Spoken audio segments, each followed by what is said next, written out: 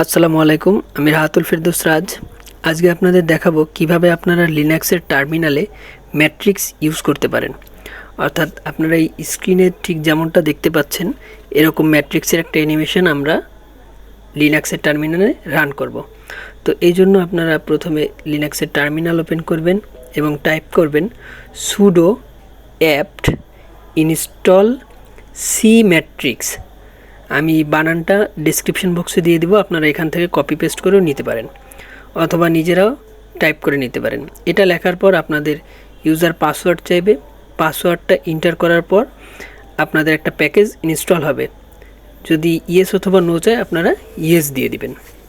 ব্যাস, ইনস্টল হয়ে গেলে আপনারা টার্মিনালটা ক্লিয়ার করে দেবেন এবং টাইপ করবেন cmatrix অর্থাৎ সি ম্যাট্রিক্স। এটা টাইপ করলে আপনাদের এরকম ম্যাট্রিক্সের অ্যানিমেশন চালু হবে।